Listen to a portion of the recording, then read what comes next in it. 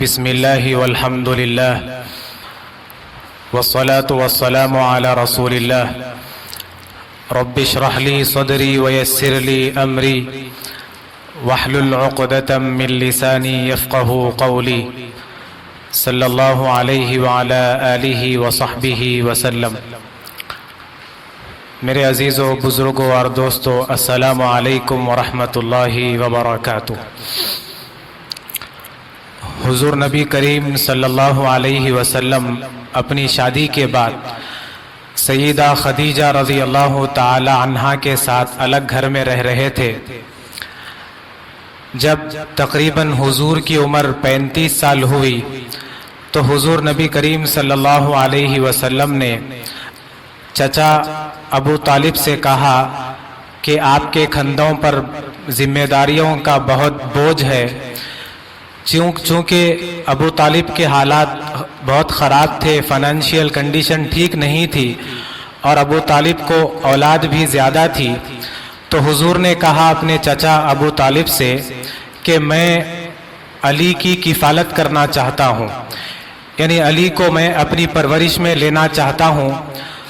تو ابو طالب نے حضور کی بات سن کر اپنے بیٹے علی کو حضور کے حوالے کر دیا۔ جب حضرت علی رضی اللہ تعالی عنہ حضور کے پاس تشریف لے آئے تو اس وقت حضرت علی رضی اللہ تعالی عنہ کی عمر تھی 5 سال، یعنی حضرت علی اپنے بچپن سے ہی حضور کے ساتھ رہے، حضور کی صحبت ملی انہیں،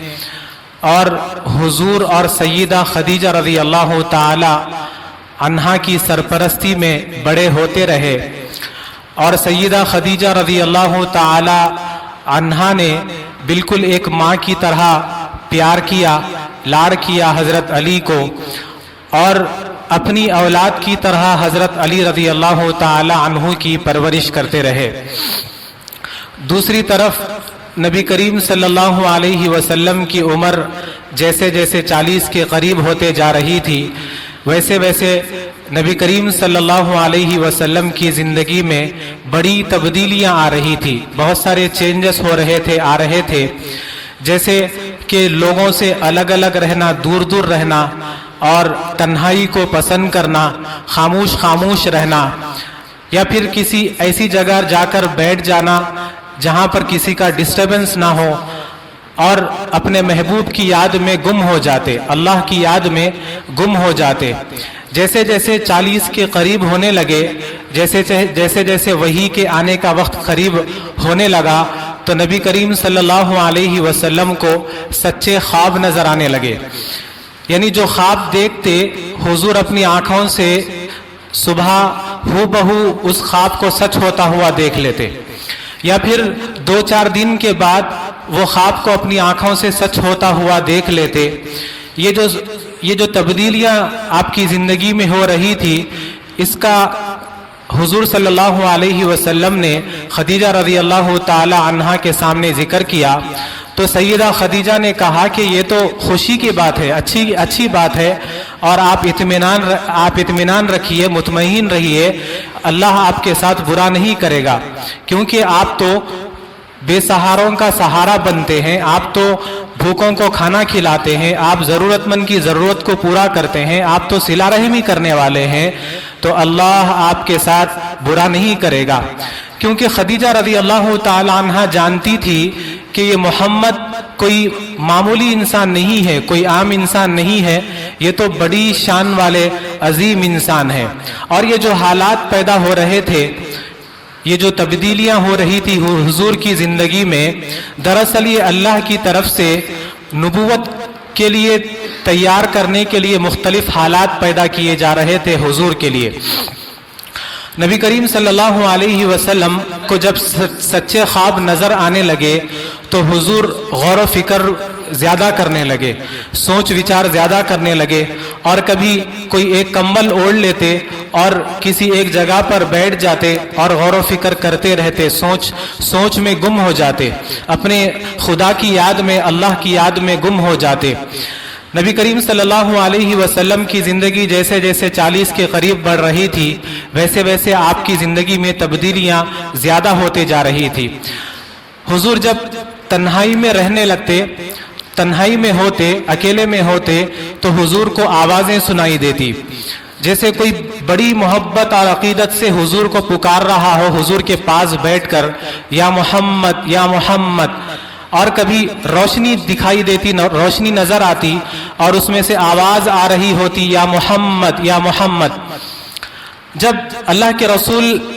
اس کا بھی جب ذکر کیے سیدہ خدیجہ کے سامنے تو سیدہ خدیجہ نے کہا کہ یہ تو اچھی علامت ہے، خوشی کی بات ہے، آپ بالکل بھی پریشان نہ ہو، آپ اطمینان رکھیں، مطمئن رہیے، اللہ آپ کے ساتھ اچھا ہی کرے گا، برا نہیں کرے گا، کیونکہ آپ نے کسی کے ساتھ اب تک کچھ برا نہیں کیا۔ تو حضرت خدیجہ رضی اللہ تعالی عنہ حضور کو تسلیاں دیتی، مطمئن کرواتی، آپ کا دل بہلاتی اور آپ کو اطمینان دلاتی کہ اللہ آپ کے ساتھ برا نہیں کرے گا۔ تو حضور کا ایک مضبوط سہارا بنی رہی سیدہ خدیجہ رضی اللہ تعالی عنہا۔ حضور صلی اللہ علیہ وسلم کبھی راستے سے گزرتے تو آواز آ رہی ہوتی، الصلاۃ والسلام علیک یا رسول اللہ، اے اللہ کے رسول آپ پر درود اور سلامتی ہو۔ جب حضور پلٹ کر آگے پیچھے آزو بازو دیکھتے تو کوئی نظر نہیں آتا سوائے پتھروں اور پہاڑوں کے،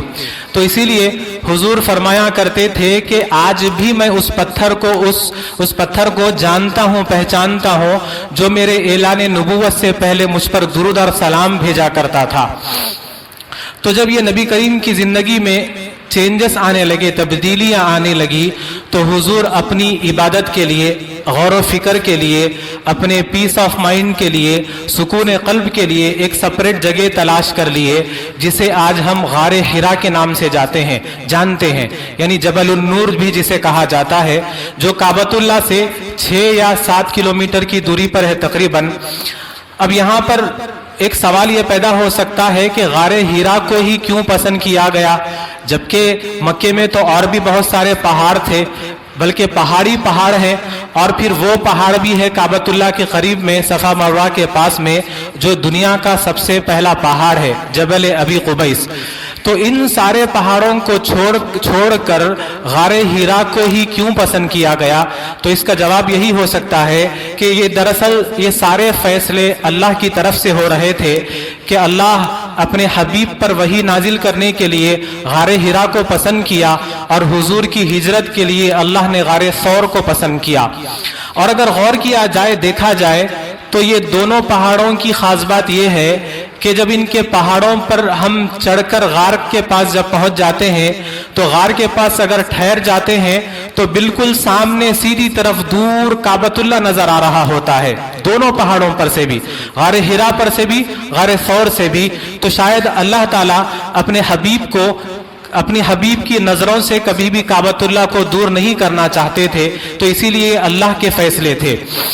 بہرحال جب نبی کریم صلی اللہ علیہ وسلم یہ زندگی میں تبدیلی آنے کے بعد جیسے جیسے 40 کے قریب ہوتے جا رہے تھے، تو اب آپ یہاں سے غار حرا کو اکثر جایا کرتے تھے، اپنی عبادت کے لیے، غور و فکر کے لیے، سوچ وچار کے لیے، اپنے سکون قلب کے لیے اللہ کی عبادت کیا کرتے تھے۔ تو سیدہ خدیجہ رضی اللہ تعالی عنہا حضور کے لیے کھانا پیک کر دیا کرتی تھی، کچھ ستو، کچھ چنے، کچھ کھجورے اور زمزم کے پانی کا ایک مشکیزہ حضور کے لیے تیار کر کے دے دیا کرتی۔ حضور اس کو لے کر غار حرا پر چلے جاتے اور کئی دن تک واپس نہیں آتے تھے، یعنی دن رات وہیں پر گزارتے، اور پھر کئی دن کے بعد جب واپس لوٹتے تو سیدہ خدیجہ پھر سے آپ کو کھانا پیک کر کے دے دیا کرتی، پھر اسے آپ لے کے چلے جاتے غار حرا پر، تو پھر کئی دن تک آپ واپس نہیں آتے تھے۔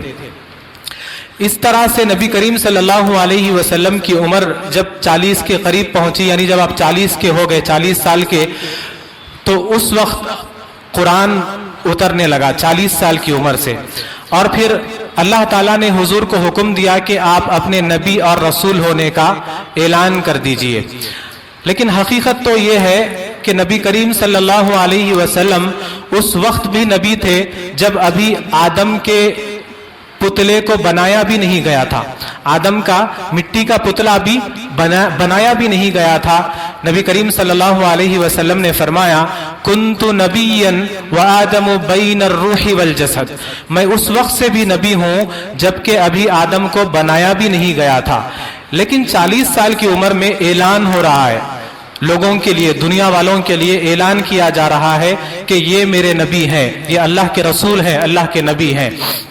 کیونکہ قدرت کا قانون, قدرت کا اصول یہی ہے کہ کسی بھی نبی کو نبوت 40 سال کے بعد ہی عطا کی جاتی ہے. جتنے بھی نبی آئے ہیں سوائے چند نبیوں کے, جیسے حضرت عیسیٰ علیہ السلام ہے اور حضرت یحییٰ علیہ السلام ہے. عیسیٰ علیہ السلام پیدا ہوئے, پیدا ہونے کے بعد جب وہ جھولے میں لیٹے ہوئے تھے تو جھولے میں لیٹے لیٹے کہہ دیے لوگوں کو, قال انی عبد اللہ آتانی الکتاب وجعلنی نبیا, کہ لوگوں میں اللہ کا نبی ہوں اور اللہ نے مجھے کتاب عطا کی ہے. ورنہ بعثت کا جو زمانہ ہے وہ تو 40 سال ہے, یعنی قدرت کا جو اصول ہے وہ تو 40 سال ہے. تو 40 سال کے بعد ہی اللہ نبیوں کو نبوت عطا کرتے ہیں. اور علماء اس کی حکمت یہ بیان کرتے ہیں, یہ کہتے ہیں اس کے بارے میں کہ انسان 40 سال کی عمر میں کمپلیٹ ہو جاتا ہے, یعنی انسان کی عقل 40 سال کی عمر میں اپنے کمال کو پہنچ جاتی ہے. اور اگر غور کیا جائے, دیکھا جائے تو یہ جو 40 کا نمبر ہے, یہ 40 کا جو فگر ہے, اس میں بڑی حکمتیں ہیں. جیسے اللہ نے موسیٰ علیہ السلام کو کوہ طور پر 40 دن رکنے کے لیے کہا تھا, اور ایک حدیث مبارکہ کا مفہوم ہے کہ جو کوئی 40 حدیثیں یاد کر لیتا ہے تو اس کا شمار علماء میں ہوگا. ایک اور حدیث مبارکہ ہے کہ جو کوئی مسجد نبوی میں 40 نمازیں ادا کرے اس شرط پر کہ کوئی نماز بھی جماعت سے نہ چھوٹے, تو اللہ تعالیٰ اسے نفاق کی بیماری سے بچا لیتے ہیں. ایک اور روایت کے مطابق اللہ تعالیٰ اسے جہنم سے آزادی دلا دیتے ہیں. تو یہ 40 کا جو فگر ہے, جو نمبر ہے, اس میں کچھ نہ کچھ اللہ کی حکمتیں ضرور چھپی ہوئی ہے. اور جب بچہ ماں کے پیٹ میں ہوتا ہے تو اس کے الگ الگ اسٹیجز ہوتے ہیں, اور جب بچہ 40 دن گزارتا ہے تو اس کے اندر ایک چینج آتا ہے, ایک تبدیلی آتی ہے. یعنی 40 دن سے پہلے ہم یہ ڈیفرینشیٹ نہیں کر سکتے کہ وہ ایمبریو انسان کا ہے یا جانور کا ہے. یعنی وہ بچہ ماں کے پیٹ میں انسان کا ہے یا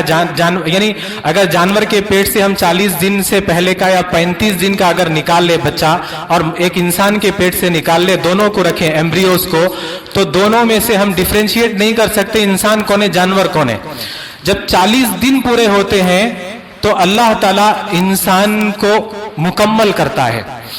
کیونکہ نبی کریم صلی اللہ علیہ وسلم نے فرمایا کہ جب بچہ ماں کے پیٹ میں ہوتا ہے تو 40 دن تک اس کی تشکیل ہوتی ہے. یعنی اللہ تعالیٰ بچے کے جو بیسک چیزیں ہیں وہ جمع کرتے رہتا ہے 40 دن تک, اس کے پارٹس کو جمع کرتے رہتا ہے ایمبریو میں. ایک اور حدیث مبارکہ ہے, بخاری کی حدیث ہے, نبی کریم صلی اللہ علیہ وسلم نے فرمایا کہ جب ماں کے پیٹ میں 42 دن گزر جاتے ہیں, ماں کے پیٹ میں جب 42 ڈیز گزر جاتے ہیں تو اللہ تعالیٰ ایک فرشتے کو حکم دیتا ہے,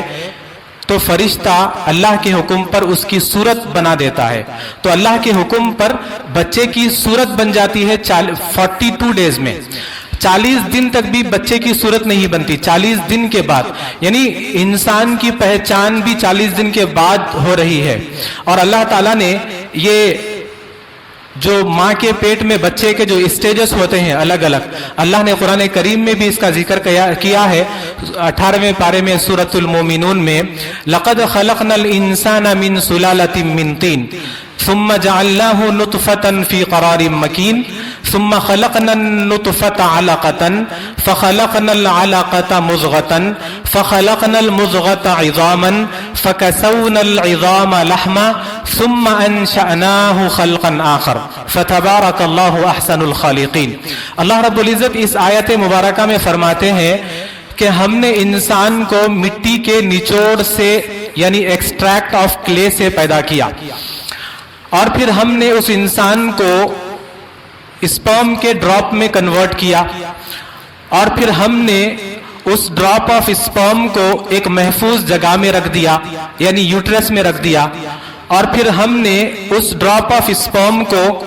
لیچ کی طرح کنورٹ کر دیا. لیچ جو جوگ ہوتی ہے اس طرح انسان دکھائی دیتا ہے, جب ماں کے پیٹ میں وہ جو شروعاتی دن ہوتے ہیں لیچ کی طرح دکھائی دیتا ہے، تو اللہ فرماتے ہیں کہ پھر ہم اس ڈراپ آف اسپرم کو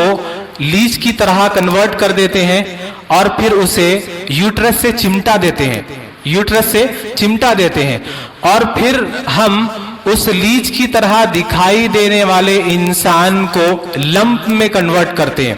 یعنی ایمبریو بنا دیتے ہیں۔ پھر ایمبریو میں ہڈیاں اللہ تعالیٰ پیدا کرتا ہے، پھر ہڈیوں پر گوشت چڑھاتا ہے اللہ تعالیٰ۔ اللہ پھر فرماتا ہے کہ پھر ہم اس انسان کو ایک نئی صورت دے کر، ایک خوبصورت چہرہ دے کر اسے کھڑا کر دیتے ہیں۔ تو یہ اللہ نے قرآن میں بھی انسان کے اسٹیجز کو بیان کیا ہے، اور یہ جو سارے اسٹیجز ہیں یہ ہونے کے لیے بھی 40 دن لگتے ہیں۔ 40 دن سے پہلے انسان کی پہچان نہیں ہوتی۔ اور بزرگان دین فرماتے ہیں کہ اگر کوئی بندہ، کوئی شخص فجر کی نماز پابندی کے ساتھ 40 دن تک تکبیر اولا کے ساتھ ادا کرتا ہے تو اللہ تعالیٰ اس کی برکت سے اسے فجر کی نماز کی عادت ڈال دیتے ہیں، یعنی وہ نمازوں کا پابند ہو جاتا ہے۔ اور اگر کسی بزرگان دین فرماتے ہیں کہ اگر کسی بندے کے اندر کوئی گناہ کی عادت ہے، کوئی برائی کی عادت ہے، تو اگر وہ شخص اپنے گناہ کو، اپنی برائی کو چھوڑنا چاہتا ہے تو 40 دن تک وہ اپنے گناہ سے بچتا رہے اور اللہ سے دعا مانگتا رہا کرے، تو انشاءاللہ اللہ تعالیٰ اس سے اس گناہ کو، اس برائی کو دور کر دیتا ہے۔ چنانچہ نبی کریم صلی اللہ علیہ وسلم جب 40 سال کے ہوئے تو اللہ نے آپ پر قرآن اتارنا شروع کرا، اور اللہ نے آپ کو حکم دیا کہ اب آپ اعلان کریے کہ آپ اللہ کے نبی اور رسول ہیں۔ تو یہ جو 40 کا جو نمبر ہے، جو 40 کا فگر ہے، اس میں اللہ کی بہت ساری حکمتیں چھپی ہوئی ہے۔ تو بہرحال جب 40 سال کے نبی کریم صلی اللہ علیہ وسلم پہنچے 40 سال کی عمر کو، تو اللہ نے قرآن اتارنا شروع کیا اور حکم دیا کہ آپ اپنے نبی اور رسول ہونے کا اعلان کریے۔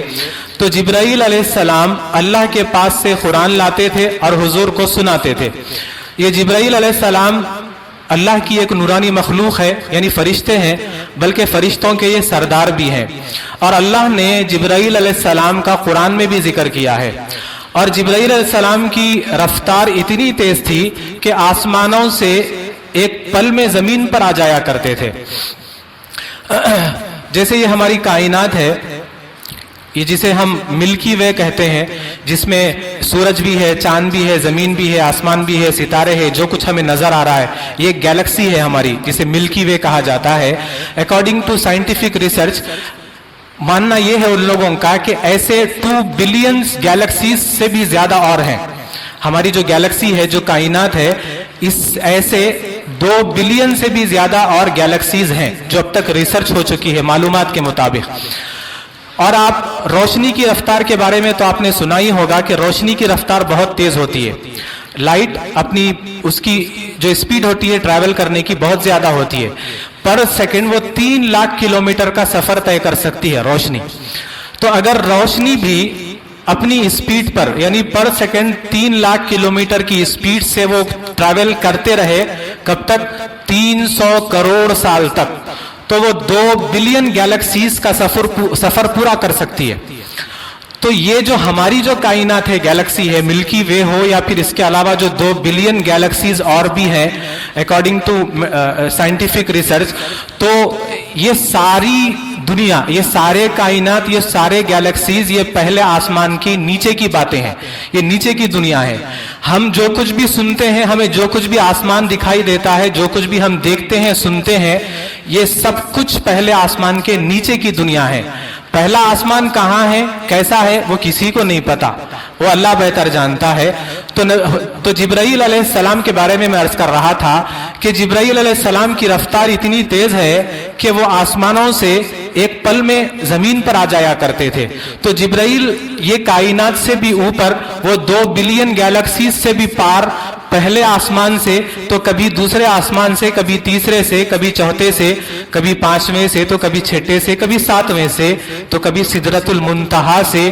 ایک پل میں حضور نبی کریم صلی اللہ علیہ وسلم کے پاس حاضر ہو جایا کرتے تھے۔ پھر دوسری مرتبہ نبی کریم جبرائیل علیہ السلام کی یہ رفتار تھی، اتنی رفتار تھی کہ ایک پل میں وہ حاضر ہو جایا کرتے تھے۔ تو ایک مرتبہ حضور نے جبرائیل سے پوچھا کہ اے جبرائیل تمہاری ایگزیکٹ عمر کیا ہے؟ تو جبرائیل نے کہا کہ اے اللہ کے رسول حقیقت تو یہ ہے کہ مجھے بھی نہیں پتا میری ایگزیکٹ عمر کیا ہے، لیکن میں اتنا جانتا ہوں، مجھے اتنا یاد ہے کہ جب نہ تو یہ سورج تھا، نہ یہ چاند تھا، نہ زمین تھی، نہ آسمان تھا، نہ ستارے تھے، اس وقت کی بات ہے کہ ایک نورانی ستارہ چمکتا تھا، اور وہ ستارہ 70,000 سال کے بعد ایک مرتبہ نکلتا تھا، اور مجھے اتنا یاد ہے کہ میں نے اس ستارے کو 70,000 مرتبہ دیکھا ہے، میں نے اس ستارے کو 70,000 مرتبہ دیکھا ہے۔ تو حضور نے پوچھا کہ اے جبرائیل کیا تمہیں معلوم ہے کہ وہ ستارہ کون تھا؟ تو جبرائیل نے کہا یا رسول اللہ مجھے نہیں پتا وہ ستارہ کون تھا۔ تو حضور نے فرمایا وہ ستارہ میں ہی تھا۔ اب ہمارے ذہنوں میں یہ بات آ سکتی ہے کہ اچھا حضور تب سے تھے، لیکن نہیں، جب سے تو جبرائیل دیکھنا شروع کیے تھے، جب سے تو جبرائیل دیکھنا شروع کیے تھے۔ وہ کب سے تھے یہ جبرائیل بھی نہیں جانتے، یہ بات اس وقت کی ہو رہی ہے جب یہ وقت بھی نہیں تھا۔